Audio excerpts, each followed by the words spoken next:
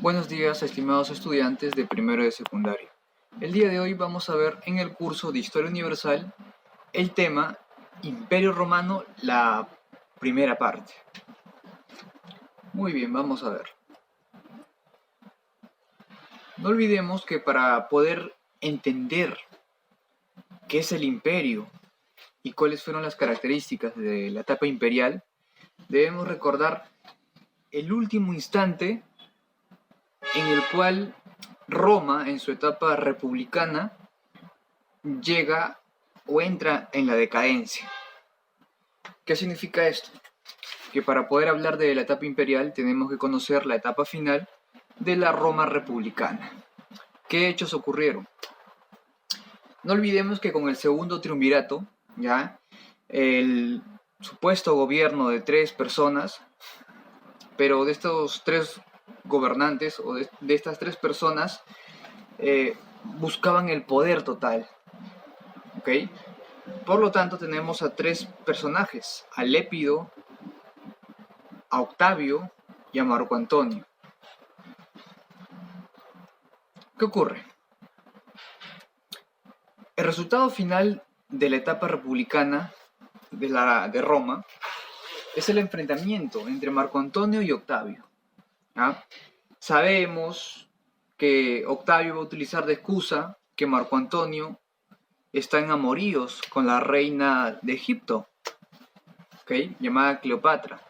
Entonces, lo que va a hacer Octavio es provocar, generar que el pueblo romano rechace esto y de esta forma tenga todo el apoyo, tanto del pueblo como de los soldados. ¿Okay? Y debido a esto, la estrategia le funcionó a Octavio, ya que tuvo mucho apoyo para poder enfrentarse a Marco Antonio. Y finalmente lo derrota. Y con Octavio se inicia la etapa imperial. Octavio, una vez en el poder, se hizo cambiar de nombre. Ya no era Octavio, ahora con su nuevo nombre se iba a llamar Augusto. Octavio se cambió de nombre, ahora pasaría a llamarse Augusto. Y con Augusto comienza la etapa imperial de Roma. ¿Ok? Muy bien. Para el año 27 a.C., Augusto, también llamado Octavio, funda la etapa imperial. Inaugura un nuevo sistema de gobierno llamado el imperio. Pero para esto necesitaba el apoyo del Senado. Si el Senado, que vendría a ser como el Congreso de la República en la actualidad, no apoyaba a Augusto, entonces prácticamente Augusto estaba perdido. Si el emperador gozaba del apoyo del Senado, entonces tenía, como se dice, la bendición para poder gobernar. Para la buena suerte de Augusto, el Senado estaba a favor de él. Por lo tanto, lo nombra emperador y recae sobre la figura de Octavio o Augusto los poderes civiles y militares de Roma. Recibió la buena approbo del Senado. ¿Qué hizo Octavio o Augusto? Vamos a recordarlo como Augusto en vez de Octavio, porque es el nuevo nombre que va a obtener Octavio. ¿Qué hizo? Siendo emperador, siendo, como se dice, el primero, el que estableció este sistema de gobierno llamado el imperio. ¿Qué hizo? Tuvo que hacer algo, Augusto. Lo primero que va a hacer es, va a separar dos poderes bien marcados. El orden senatorial, que encabezan los senadores, y el orden ecuestre, que vendrían a estar comprendidos por el pueblo y los demás grupos sociales. Cuando Augusto llega a ser emperador de Roma, la población romana había crecido mucho. Ya superaba el 1.000.000 de habitantes. Para esto Octavio tenía que expandir el imperio. expandir su territorio, ya que un territorio pequeño, con mucha población, con mucha demografía, al final va a generar caos, porque la gente, la población no va a poder vivir en un lugar tan apretado, tan pequeño. Así que lo que tenía que hacer Augusto era invadir otro lugar. Lo que sí va a hacer Augusto y por el cual va a ser recordado es por las obras públicas, por lo que él va a mandar a construir, por ejemplo, caminos, va a mandar a construir ciudades, va a mandar a extender también los territorios. Si no hubiera sido porque Augusto manda a expandir o invadir nuevos territorios, el pueblo se hubiera rebelado, hubiera sido un caos porque hubiera quedado muy corto, muy pequeño el espacio. Pero Augusto ya estaba planificando futuro, lo que iba a pasar. Al haber mucha población, necesito buscar nuevos lugares. Y a eso le va a dar mucho empeño. En lo que es el comercio también, apostó mucho por el comercio. Apostó mucho por la agricultura, que sin agricultura y sin comercio, Roma se hubiera hundido. Roma no hubiera durado tantos siglos. Y no solo eso, Augusto también apoyó a todo lo que es el arte. Pintura, escultura, arquitectura. También apoyó las ciencias. Por ejemplo, a los filósofos, a los geógrafos, historiadores.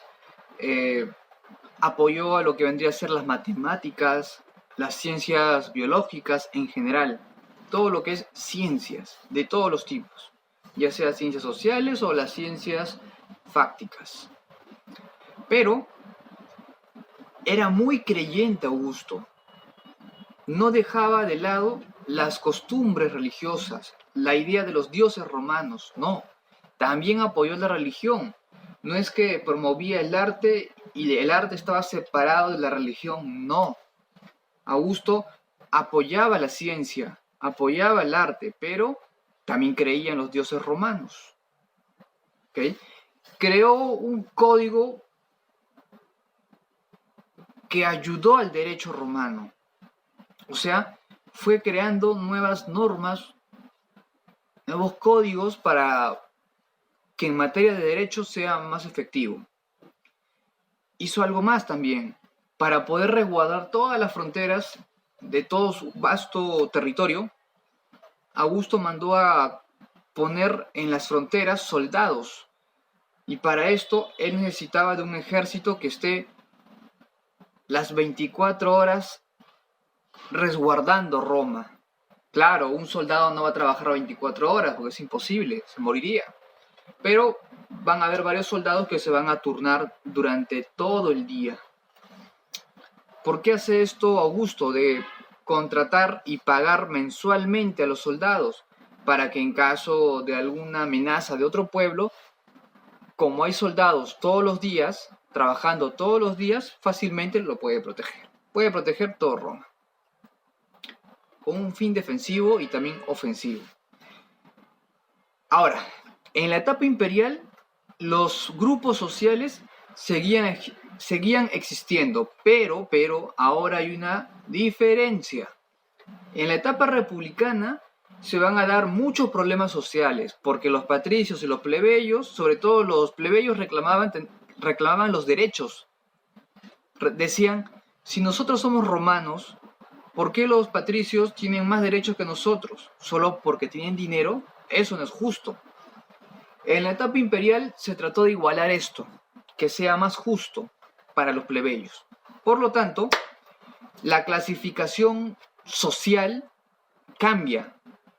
La clasificación social de los romanos y no romanos cambia en el imperio, a diferencia de la república. En el imperio se van a dividir en dos grupos, los ciudadanos, los que tienen derechos, y los no ciudadanos, los que no tienen derechos. Dentro de los ciudadanos, como siempre, vamos a tener en la parte más alta de Roma, en la etapa imperial, a los senadores.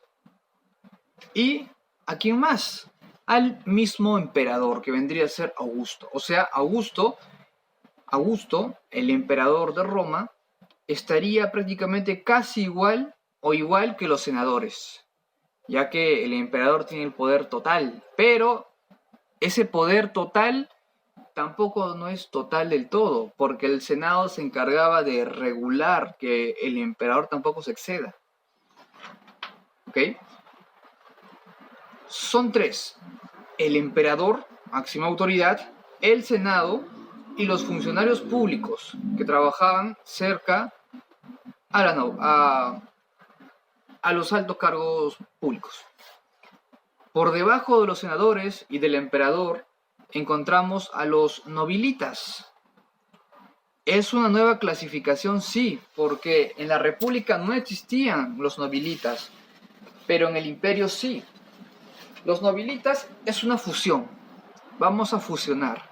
¿Quiénes? Los patricios, o sea, las personas ricas en Roma, más los plebeyos que adquirieron riqueza a lo largo del tiempo. Ahora sí, los plebeyos tenían los mismos derechos que los patricios, pero estos plebeyos no eran cualquier plebeyo, eran plebeyos que tenían riqueza, o sea, plebeyos ricos. A los patricios y a los plebeyos ricos se le llamaba nobilitas, nobilitas. Por debajo de los nobilitas tenemos a los plebeyos, pero a los plebeyos del pueblo, a los que no son ricos, a los clientes. Recordemos, la plebe, ahora se le llama la plebe, conforma a los clientes. Un cliente es un plebeyo que trabaja para un patricio. Exacto. Esos tres grupos son llamados ciudadanos. Los dos grupos restantes no son considerados romanos y por lo tanto prácticamente no tienen derecho. ¿A quién nos referimos? A los libertos y a los esclavos. ¿Quiénes son los libertos? Los esclavos que obtuvieron su libertad. ¿Cómo lo obtuvieron? Por algún favor, porque lo pagaron, por recompensa, pero obtuvieron su libertad. Los libertos tienen libertad, mas no gozan de los derechos que sí tienen la plebe, los nobilitas, el Senado y el emperador. Por lo tanto, en Roma seguía habiendo desigualdad social, pero ahora con grupos que no generaban, como se dice, problemas, porque ahora los plebeyos ya tienen derechos y los plebeyos pobres también tienen derechos, solo que no tienen riqueza. Esa es la única diferencia. Muy bien, en esta pirámide social vemos claramente lo que se acaba de explicar. En la punta, en la parte más alta, tenemos al emperador, que vendría a ser, en este caso, el primer emperador, Augusto. No quiere decir que es el único emperador, hubieron muchos emperadores, solo que ese tema es para una siguiente clase. ¿Ah? Por debajo del emperador está la clase rica de Roma, los patricios. Por debajo de los patricios tenemos a los plebeyos. Y por debajo de los plebeyos tenemos a los esclavos. ¿Okay? No se olviden que aparecen dos grupos sociales en el imperio, la plebe y los nobilitas. La Pax Romana también es conocida como la paz romana. ¿Qué significa? Que durante cierto tiempo en Roma no hubo guerras, hubo prosperidad económica. Roma estaba tranquila, Roma no sufría de invasiones, de ataques, no, estaba sumamente tranquilo. ¿Cuándo o en qué momento se da la Pax Romana? Entre el siglo I y siglo II. Roma estaba muy tranquila. Siglo I y siglo II, pero después de Cristo. ¿Ok? Roma muy tranquila. Para poder tener una moneda única y la transacción económica sea más fácil, los romanos van a crear sus propias monedas. De hecho, que el personaje que aparece en las monedas no van a ser los senadores, no van a ser los patricios, no van a ser los plebeyos, tiene que ser el emperador. Por ese motivo, Roma va a mandar a acuñar monedas de oro y de plata. ¿Ok? Las monedas más valiosas eran las monedas de oro, valían mucho más que las monedas de plata, pero se utilizaban ambas monedas. Por ejemplo, a ver, para entender mejor, en la imagen podemos observar claramente una moneda de oro. En el centro está un emperador, ¿ok? Esta moneda presenta símbolos, nombres, formas un poco extrañas. Por ejemplo, en la parte de arriba de la cabeza del emperador, ¿ya? ¿Qué se pone? ¿Qué dice? ¿Qué está escrito? Está escrito el vencedor de los dacios. Luego, al lado izquierdo, bajando en las letras, dice vencedor de los germanos. Un poco más abajo dice personaje sagrado y ponen Augusto, o también llamado Octavio.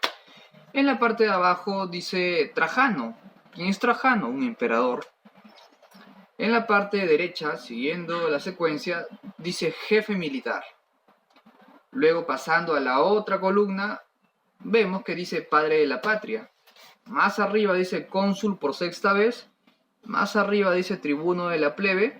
Y en la parte más alta dice jefe religioso. O sea, ¿qué significa eso? Significa todos los títulos y todas las victorias que tuvo. ¿Quién? El emperador. O sea, las monedas romanas tenían algo que las monedas actuales no tienen. ¿Qué? Alrededor de la figura del emperador está escrito todas sus hazañas, de repente las batallas donde participó, ¿ok? El calificativo que se le daba al emperador, qué cargo ocupó siendo emperador o antes de ser emperador. Todo eso estaba plasmado en la moneda. En la parte económica, ¿de qué vivían los romanos? ¿Qué vendían? ¿Qué consumían? La economía prácticamente se va a basar en la explotación de los esclavos. Los esclavos van a trabajar para los romanos, ¿ok? Los esclavos. Los romanos no trabajan para ellos mismos. Los romanos contratan esclavos y los esclavos se van a encargar de cosechar la tierra. ¿Los esclavos qué van a hacer? Los esclavos van a trabajar la tierra, van a extraer minerales, van a trabajar en la construcción, ¿ok? Todo eso van a ser los esclavos, ya que el romano decía, yo porque voy a trabajar, yo tengo dinero, yo tengo posición económica, así que yo no trabajo, tienen que trabajar para mí. ¿Qué productos se utilizaban en Roma o se consumían en Roma? Por ejemplo, tenemos a la vid, al trigo y al olivo. La vid vendría a ser la uva. ¿Qué más cosechaban? Hortalizas y diversas frutas. Frutas típicas de Italia y frutas traídas de Medio Oriente, ¿ok? Las frutas que se van a cosechar no solo van a ser de Italia o conseguidas en Europa, de otro país, sino también de Medio Oriente, ¿ok? Van a ser una serie de combinaciones de frutas. Habían ciertas regiones de Roma, porque no olvidemos que Roma no solo es Italia, Roma se expandió en diversas partes de Europa y hasta llegó a África y Asia. Depende o de acuerdo a la región, los romanos cosechaban cierto tipo de productos. Por ejemplo, en cierta región llamada la Bética, ellos cosechaban el aceite, o sea, el olivo. En Egipto van a cosechar trigo y en Galia, lo que vendría a ser parte hoy en día de Francia, cosechaban la vid, la famosa uva. Eso es en la parte agrícola. Ahora, en la parte ganadera, los romanos también tenían animales. Animales de carga, animales para consumir la leche, la carne. Por ejemplo, tenían ovejas, bovinos, cabras y caballos. Los caballos no eran para la carga, los caballos más que todo eran al servicio del ejército romano. Esos caballos servían para no cansarse y poder ir a largas distancias los romanos, los soldados. Y en pleno combate también servía. Para eso se utilizó el caballo. ¿Se hacía producción artesanal? Claro que sí, pero eso no lo hacían los romanos, eso lo hacían los esclavos. ¿Se explotaba la mina? Sí. El trabajo de la mina estaba dirigida por el Estado, pero quienes trabajaban eran los esclavos. En lo que es comercio sí se exportaba productos manuales, manufacturados. ¿Y qué se importaba en Roma? Lo que faltaba en Roma. ¿Qué faltaba en Roma? Por ejemplo, cierto tipo de minerales, esclavos, pieles y entre otros. ¿Cómo ayuda el comercio en Roma, ya sea por exportación o importación? ¿Qué le da a Roma? Le da tranquilidad, le da equilibrio a Roma, ¿ok?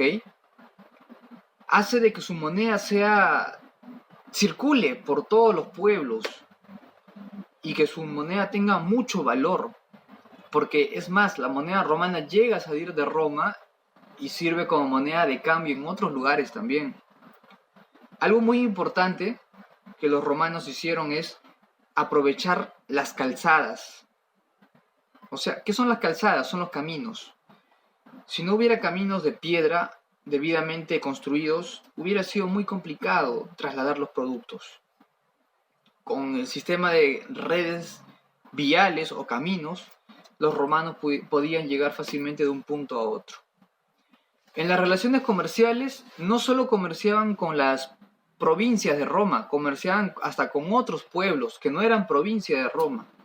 Por ejemplo, los romanos comerciaron con Britania, con las Galias, Hispania, Numidia, Cirenaica, Egipto, Siria, con algunos pueblos de Asia Menor, con Dalmacia, con la misma Grecia y entre otros más. La vida cotidiana del romano se basaba en la autoridad y en el respeto del padre de familia. El padre era el sustento de la casa. Así que el padre, aparte de ser el sustento de la casa, tenía el control sobre su hija y su mujer. La pregunta que todos se hacen, ¿por qué los padres romanos, un papá romano, por qué quería un hijo que una hija? ¿Por qué prefería un hijo que una hija? Lo que pasa es que si el padre romano tenía una hija, esta hija no iba a heredar su apellido, ¿ok? Mientras que si es un hijo, sí, su apellido, el nombre de la familia iba a pasar de generación en generación. Así que al padre le convenía más que sea un varón. Y en algunos casos, no siempre, algunas veces, los padres al enterarse de que el hijo, o sea, no era hijo, sino una hija, una niña, ¿qué es lo que hacían? Los dejaban morir, ¿ok? Los dejaban morir cuando nacía. Ahora, la madre, ¿qué papel cumplía la madre romana? Las madres romanas en algunos casos fallecían a temprana edad porque daban a luz muy jóvenes. ¿Por qué? Porque según las costumbres romanas, las mujeres se podían ya casarse y tener hijos de los 13 o 14 años. Y a los 30 años ya prácticamente las madres romanas ya eran abuelas. Y estas madres romanas se podían casar 13, 14 años con un varón que sea mayor que ella, que les lleve 15, 20 años, fácilmente. Si las familias consentían eso, no había ningún problema. La madre sí se encargaba del hogar, de limpiar, de cocinar, de cuidar a los hijos, de velar por su educación en casa. Pero la madre no tenía más autoridad que eso. Las mujeres, ya sean madres con hijos, madres o mujeres solteras, no se podían meter en la política. Estaba prohibida la política para las mujeres. Pero eso no quiere decir que los varones les faltaban el respeto, ¿no? A pesar que eran mujeres y no podían participar en la política, las mujeres romanas tenían mucho respeto. Los varones romanos respetaban a las mujeres, no les faltaban el respeto, pero no tenían las mujeres derechos políticos. El papel de los hijos simplemente era acatar las órdenes de los padres. Habían niños que no llegaban a la adolescencia o a desarrollarse, producto de enfermedades que aparecían. No ocurría siempre, pero habían algunos casos, ¿ok? ¿Qué pasaba si el hijo no era producto de un matrimonio legal? Si no era dentro del matrimonio legal, era un hijo bastardo, ¿ok? Y podía ser fácilmente rechazado. Siempre y cuando la esposa no sea la oficial. Si el hijo nacía de una esposa que no era oficial, era llamado hijo bastardo y era rechazado y el padre no lo reconocía. Así la esposa, la amante o como se le quiera llamar, diga que sí es su hijo. Era rechazado. En el caso de los esclavos, no había ninguna ley que los proteja. El amo del esclavo o el dueño del esclavo hacía lo que quería con el esclavo y nadie podía decir nada. En el caso del esclavo se ganaba el aprecio, cariño de su amo le podía dar su libertad como regalo. Pero a pesar que el esclavo ya era liberto, no tenía derechos. ¿Ok?